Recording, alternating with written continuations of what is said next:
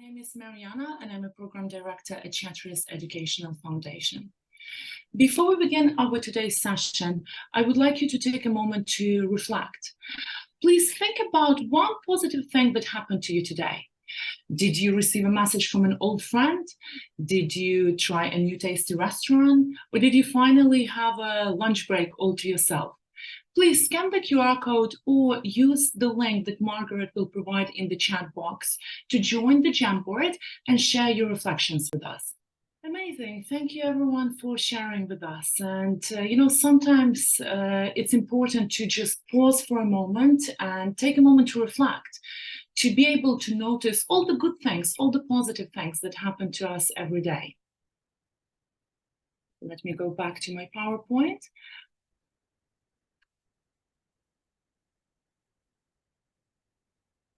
Right, and today we will explore some strategies for establishing a positive learning environment. And I will also introduce the responsive classroom approach to positive teacher language called the 3 R's. And finally, we will have some opportunities to practice paraphrasing sentences, paraphrasing our language using positive language. All right, let's begin with the responsive classroom approach to teaching. So this approach, the development of this approach started in 1981 by a group of 4 dedicated public school teachers in the US. So their main goal was to resolve the disconnect between the universal teacher's desire to deliver excellent lessons and what was actually happening in the classroom. So they realized that social and academic learning go hand in hand. They also realized that the best learning happens when teachers teach positive social skills and academic skills at the same time. And as a result, they developed some highly practical strategies for integrating academic and social emotional learning into our lessons. And there are over 10 strategies, but here are the top 5. Rule creation, logical consequences, guided discovery, academic choice, and positive teacher language that promotes active learning and self-discipline. And this is exactly what we will be talking about today. So the rule is actually very simple. If you want positive behavior, you need to use positive language. Teachers' words have a long-lasting effect on students, and everyone, regardless of their age or background, appreciates being spoken to in a positive and encouraging way. So what difference do you see between these 2 teachers? Teacher number 1, everyone, stop talking, sit down. And teacher number 2, we will begin when everyone is seated and quiet. What difference do you see between the 2 statements of the 2 teachers?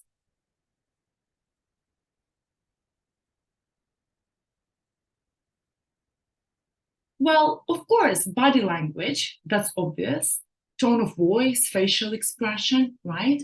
Of course. But the main difference is that the second teacher doesn't need to tell her students what to do. She believes in her students and she knows that they can choose positive behavior themselves with a little bit of prompting, of course.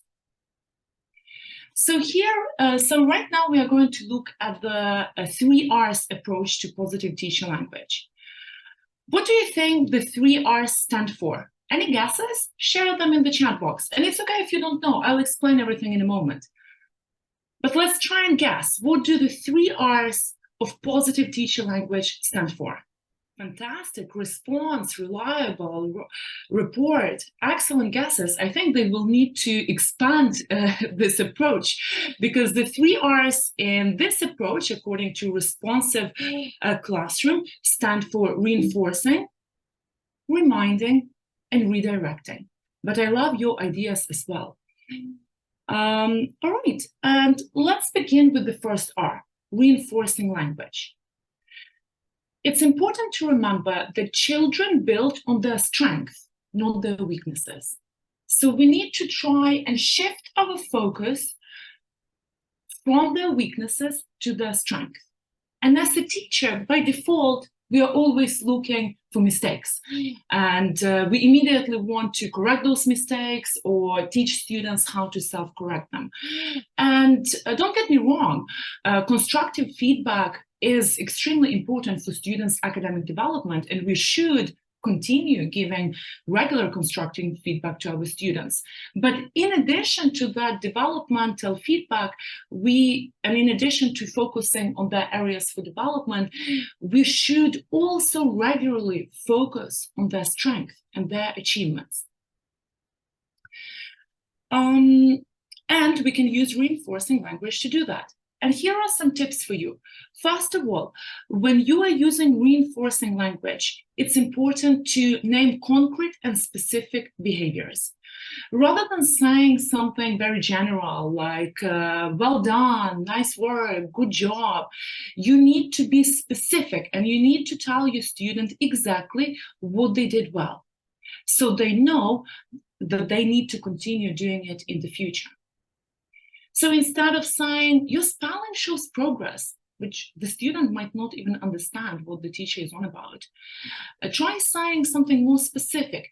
For example, you remembered to change Y to I when adding ED. Well done.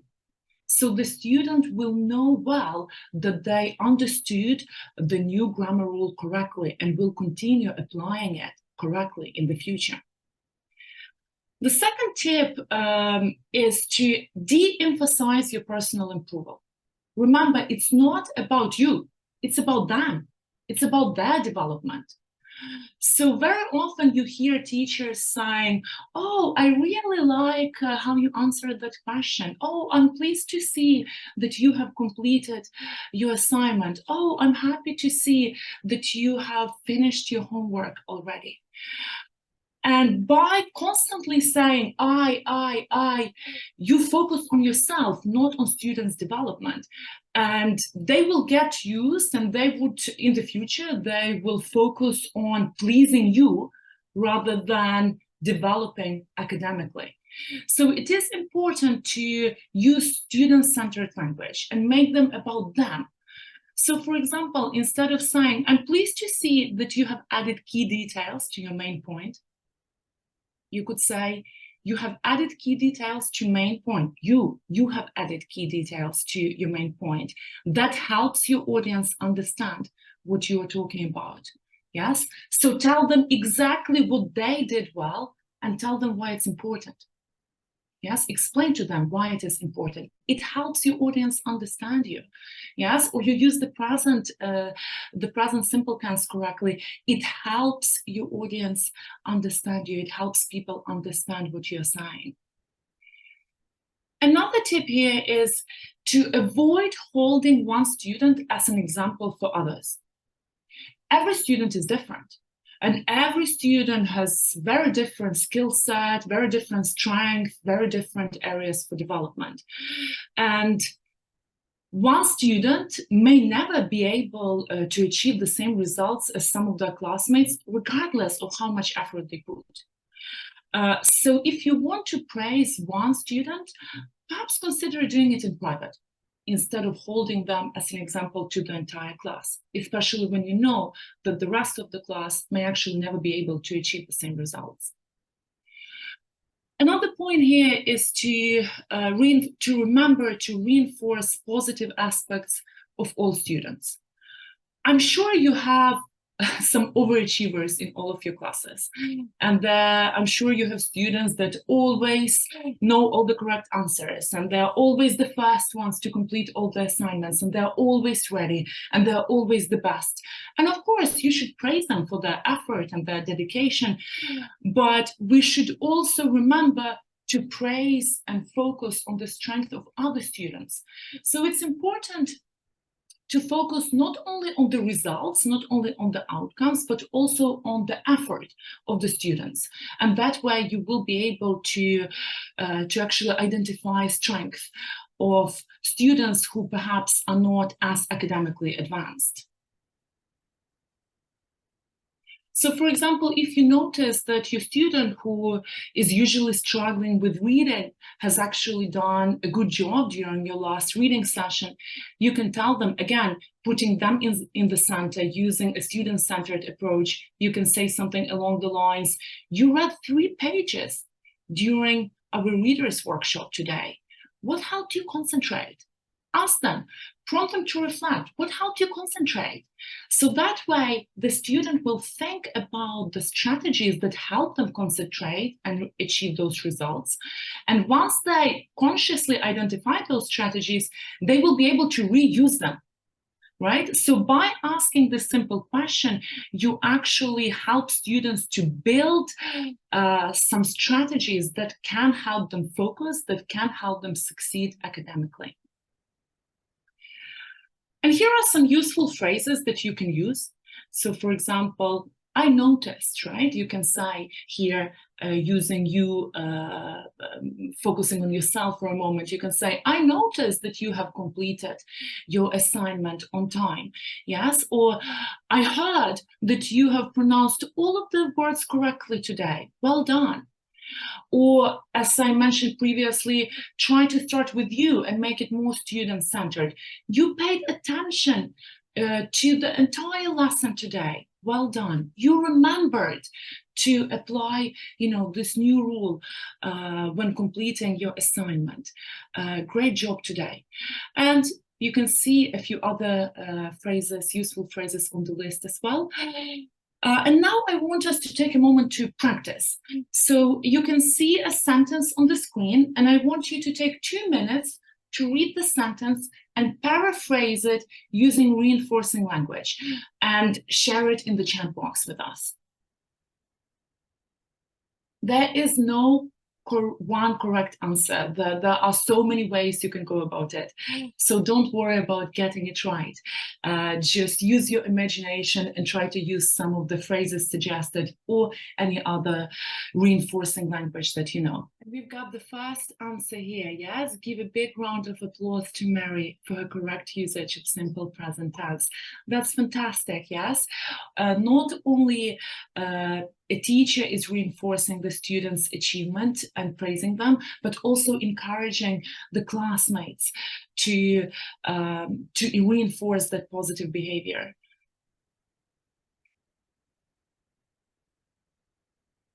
You remembered to use the present simple tense. What helped you remember it? Yes, did you refer to some notes, or did you practice a lot yesterday? You remembered, you did a good job. This is your achievement and you should be proud of it. I noticed that you know how to use this new tense correctly. Well done, Mary.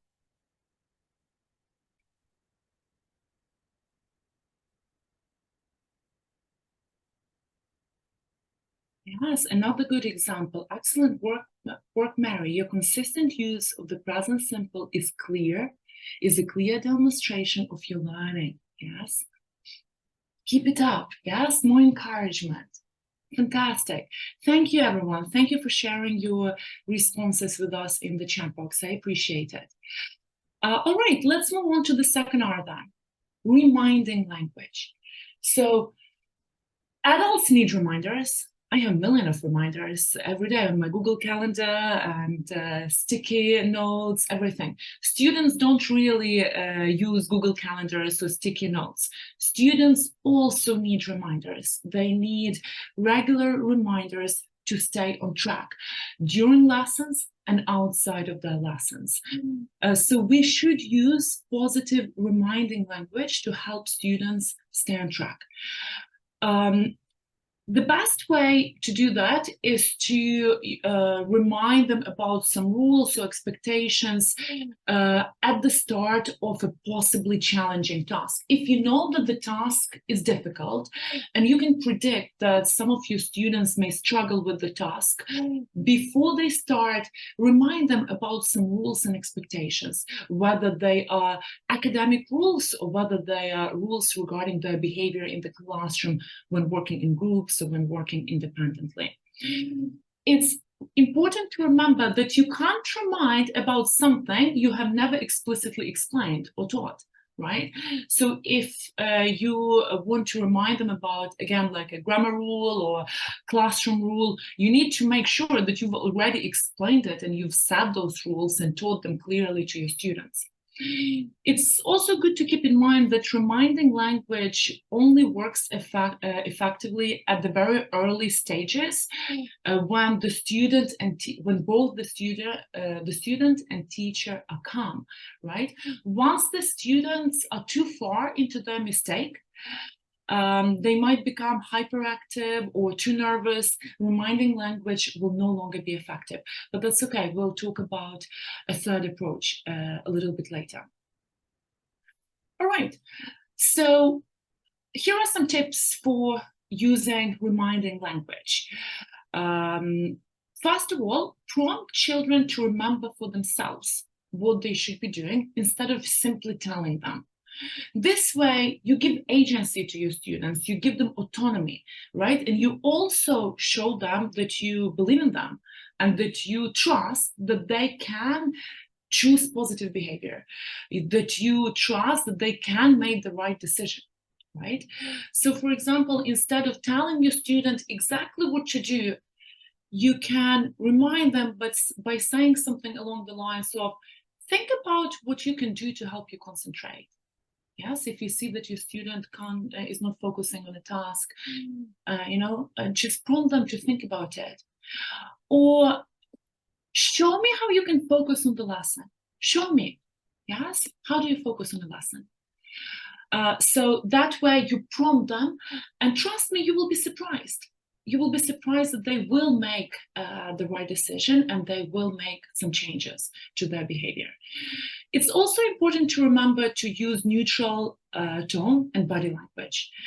It's not only what we say, it's also how we say it that matters. All right, be brief.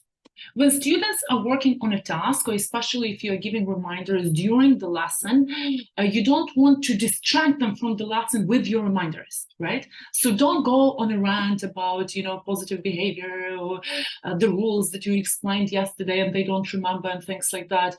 Because with your reminders, you will distract them even more.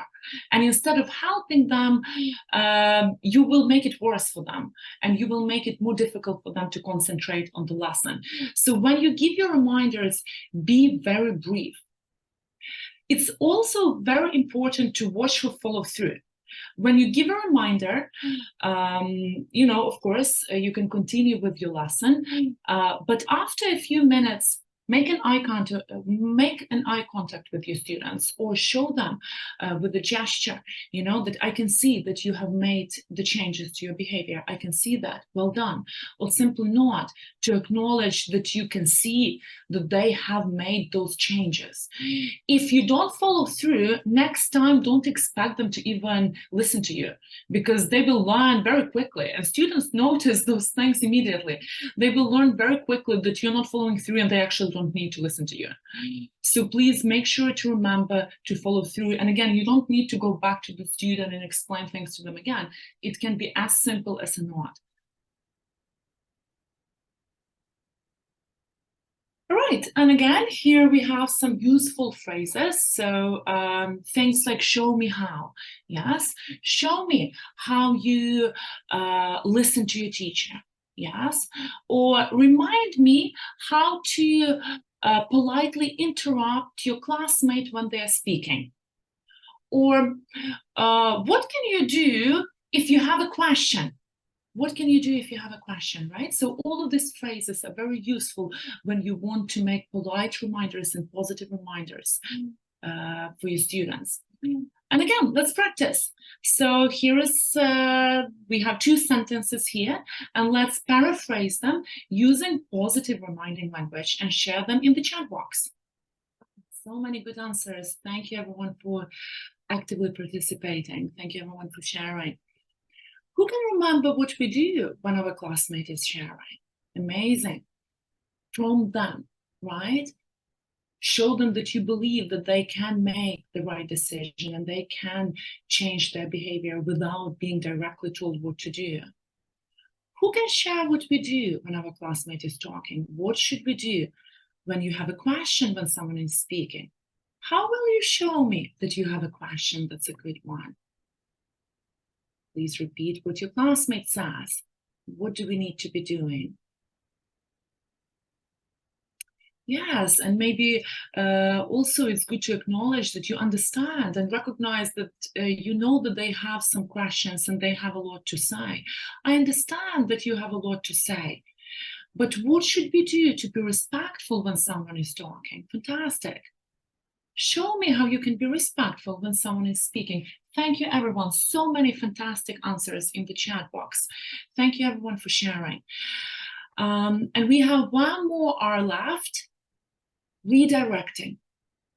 Yes, that's our third R. So when the student is too far into the mistake, it's too late to give them reminders, right? When the student is too emotional, or if they're hyperactive, if it's related to behavior, or even if it's an academic mistake and you have noticed that they have completed the entire task wrong, just reminding them about a rule will not help.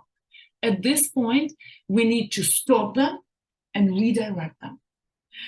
And it may sound harsh at times, but actually it does help students to, you give students that external control at times when they cannot regain their own self-control. So actually, they will develop trust that their teacher will help them to regain that control over their behavior or academic work at times when they need it.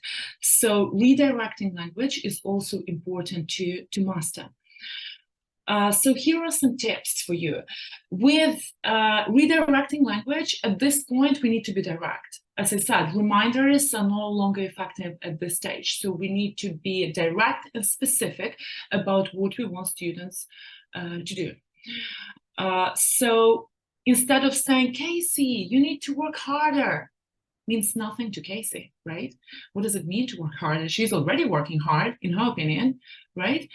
We need to be very specific, and we need to tell her, for example, Casey, put your iPad away and continue with your assignment right now. So you are telling her exactly what she needs to be doing. And again, you would be surprised. Most students will respond to that very well.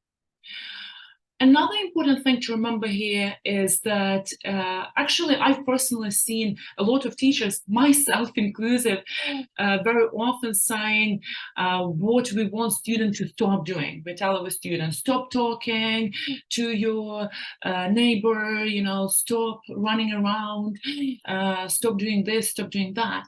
And what children hear is that negative behavior. And what they do, they continue doing it. Right?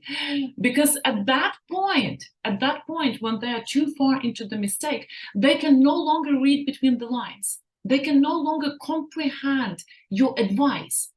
So at that point, they need to be told explicitly and directly what you want them to be doing. So instead of saying something along the lines of, class, stop wasting everyone's time, you could say, everyone stop, everyone freeze, return to your seat, and we will begin our lesson. So you are telling them exactly what they need to be doing. Stop, freeze, go back to your seat, we will begin our lesson. State a redirection as a statement, not a question. It does come from a good place. Very often teachers also want to be polite and don't want to sound too harsh, and very often we phrase our requests as suggestions or questions, right? Something along the lines of, Anna, could you refocus on your English? Well, Anna can't, because she may not even understand what you mean with that question, because she is too far into her mistake. So at this stage, you need to tell Anna, Anna, refocus on your English. Anna, look at me. Anna, start writing. Yes, clear, concise, and you're redirecting. You're not asking for a favor. You're not asking a question. You're telling them exactly what they need to be doing. And the same is with reminding languages. None of this will be effective if you don't follow up, right? So once you've redirected your students, you need to, I mean, of course, you can't stand next to them checking whether they're doing what you want them to be doing. You, of course, should continue with your lesson. You should give them some space to do what you want them to be doing, to kind of rethink their behavior. So we should give them, you know, some time and space. We can't expect them to just immediately in half a second, you know, start behaving differently, especially if you're using a second language. You know, a lot of tutors that we work with, for example, at Chatteris, are English speakers, right? So especially if you're using a second language, it gets another layer of difficulties. So after you redirect them, give them a few minutes, give them some space, give them some time to think and, you know, actually take actions. But after a few minutes, it's extremely important that, again, you make an eye contact with them and you show them, yes, that you are checking on them and you are checking whether they are on track with what you established was a positive behavior for them. And then again, not use some gestures to show them that they're doing a good job, or even maybe even in a few minutes when you're monitoring and walking around the class, you know, just tell them, good job, quietly, no need to attract any attention to that, right? Quietly just tell them, well done, yes, I'm proud of you. You are doing the right thing. You are on track with the task. And they will be proud of themselves and they will learn to respond to your redirections in the future as well.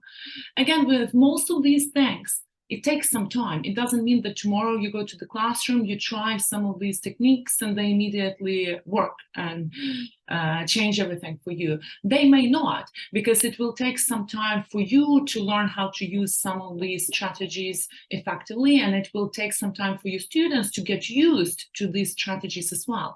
It's all the matter of habit, right? And once they're used to your language, to your reminders and your reinforcements and your redirections, they will learn to respond immediately. So you will see a much faster response with time.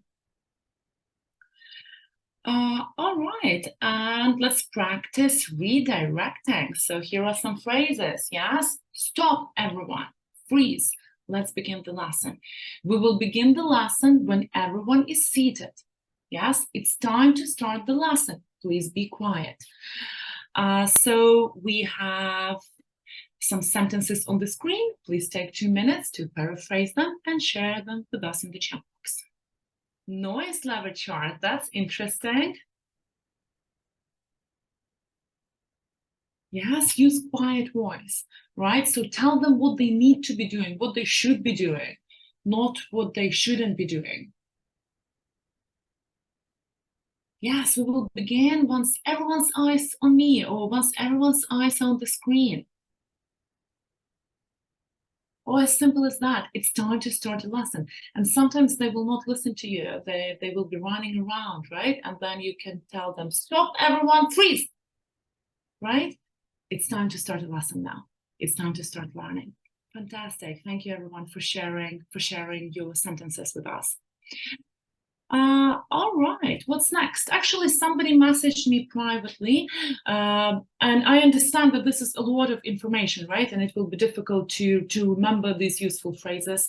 So don't worry, we will be sharing the resources with you after the session. But also, I have put together this cheat sheet for you. So you can scan the QR code, or Margaret will share a link in the chat box as well, so you can download it and keep it on your devices. So this cheat sheet will be useful for our next activity. So please do save it. And also you can refer to it in your daily practice. You can just print it out as a reminder for yourself and keep it on your desk.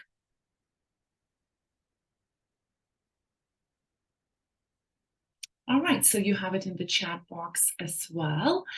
And right now that we have actually covered all 3 R's, all 3 strategies to the responsive classroom approach to positive teacher language, I want us all to consolidate it all and put it all into practice. So on the screen, you have a scenario.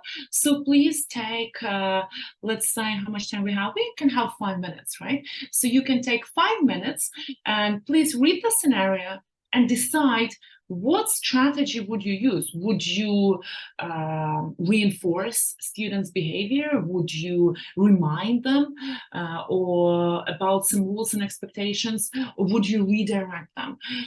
Think about the situation, decide on the strategy that you would use, and also prepare a response using the new phrases. Yes, so prepare a script. What would you say in that situation? And if you feel comfortable, you can, after 5 minutes, unmute your microphones and share your thoughts and your ideas with us. Or you can simply share your responses in the chat box. People have been very active in the chat box today. So please continue doing that. Just share your responses in the chat box once you're ready. That's a good one. Hey, Jack, do you have any questions, right? Fantastic. Thank you, everyone, for sharing your ideas. And I agree with you. At this point, I think we can confidently use reminding language. First of all, it's only been 2 minutes in the task, so meaning the student has just started misbehaving, right? They're not too far into the mistake, so it's still early enough.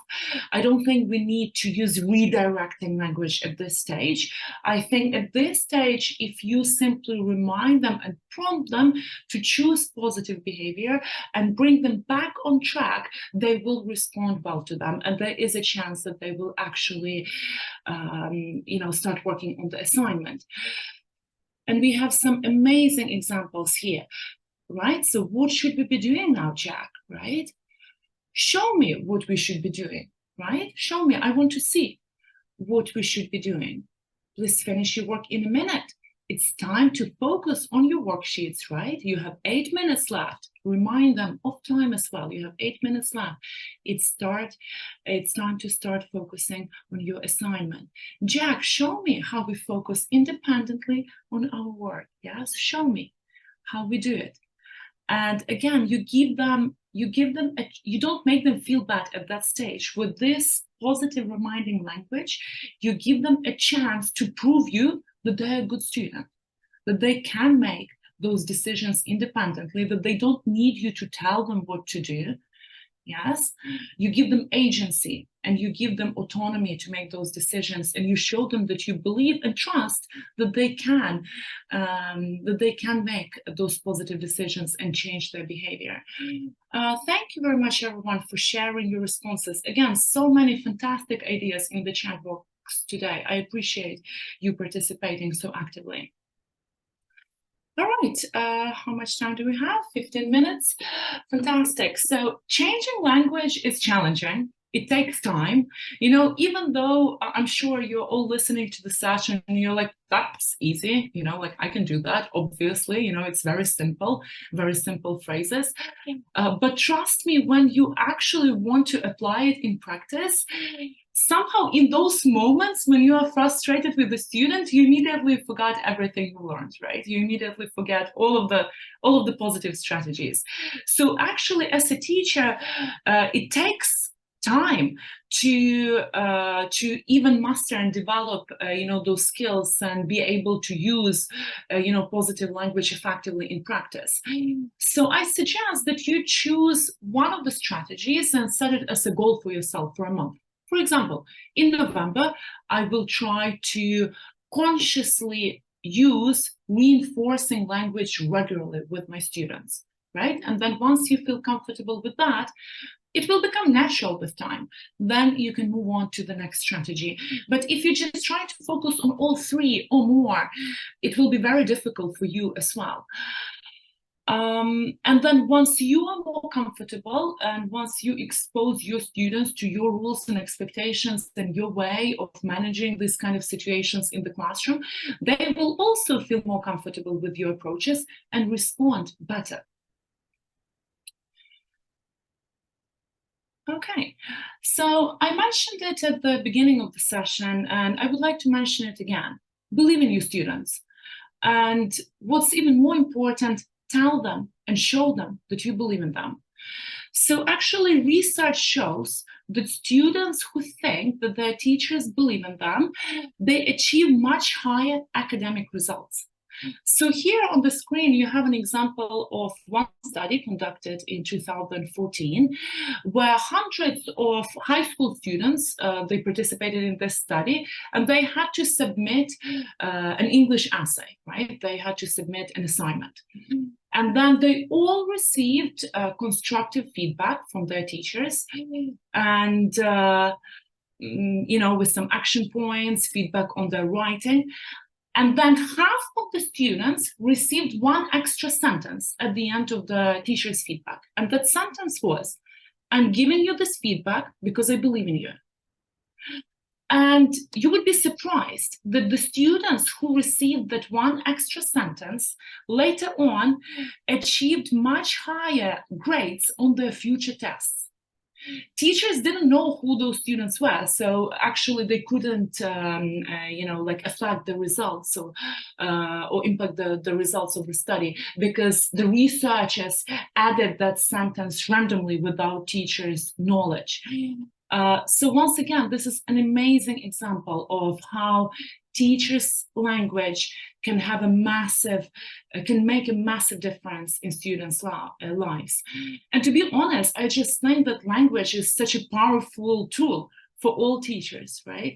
Our words, tone of voice, pace can make such a big difference for helping our students feel appreciated, helping them feel that they have control over their own development, and helping them feel that they can rely on their teacher, and that if needed, their teacher can help them regain self-control. All right, and if you want to learn more about positive teacher language and how to create a positive learning environment, there are some additional resources here for you. And again, you can scan the QR codes, or Margaret will kindly share those links in the chat box for you, so you can download them as well. So there is an article, and there is also a handbook called Room for Happiness. And the third one is my favorite. The third one is a TED Talk by Rita Pearson. I'm not sure whether you have heard about her or not, but she unfortunately, she passed away several years ago, but she was an educator in the US. She served multiple different roles. She was a teacher and principal assistant and a counselor, and she worked with students with special educational needs. But more importantly, she worked with underprivileged communities, and she was supporting students with diverse needs as well. So she has written many books, and she has delivered many TED Talks. But this one specifically has inspired many people around the world, myself inclusive. And when you have, I think it's the video is about 8 minutes long, but when you have 8 minutes, I strongly suggest that you watch this video. It really puts everything we do into perspective when we interact with students inside the classroom. All right, and we would like to hear from you. This is our first webinar of the year, and we would like to hear your feedback.